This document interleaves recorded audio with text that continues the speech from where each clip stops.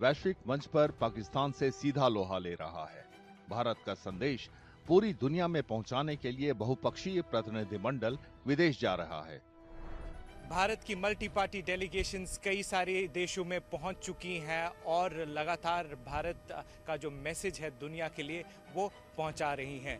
मैं इस वक्त बहरीन में हूं। यहाँ मल्टी पार्टी डेलीगेशंस की कई सारी मीटिंग्स हुई और इसके बाद कुवैत, सऊदी जैसे देश जो मुस्लिम वर्ल्ड में खासे इम्पोर्टेंट देश है, उनमें जाके भारत की बात जो है वो ये डेलीगेशन करेगा। भारत का मुख्य मकसद ये समझना है कि दुनिया इस मुद्दे को कैसे देखती है, खासकर पहलगाम हमले और ऑपरेशन सिंदूर के रूप में उसके जवाब के बाद। भारत दुनिया को बताना चाहता है कि ये दो देशों की लड़ाई नहीं, बल्कि वैश्विक आतंकवाद का मुद्दा है। दरअसल कुछ मुस्लिम देश आईएसआईएस की विचारधारा के समर्थक हैं, जबकि भारत आतंकवाद का पुरजोर विरोध कर रहा है।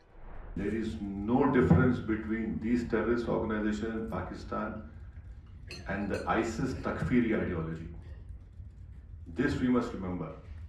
This is a menace to the whole humankind, and we have to put an end to it because they have used religion to justify killing of people, and the whole world knows that Islam has condemned terrorism. Quran has categorically stated that killing of one innocent person, the Quran has not said killing of one innocent Muslim, it said killing of one innocent person is like killing of whole humankind. Bharat मुस्लिम देशों को ये समझाने की कोशिश कर रहा है कि पाकिस्तान बेशक मुस्लिम बहुल देश है, लेकिन सिर्फ इसलिए उसे भारत के खिलाफ हरकतों के मामले में बख्शा नहीं जा सकता। भारत का प्रतिनिधिमंडल मुस्लिम देशों की सरकार और राजनीति में प्रभावशाली लोगों से मिल रहा है और इन देशों के थिंक टैंक से बातचीत कर रहा है। सदस्य इन देशों में रहने वाले भारतीयों से भी बात कर रहे हैं ताकि आतंकवाद के खिलाफ एक राय बनाई जा सके।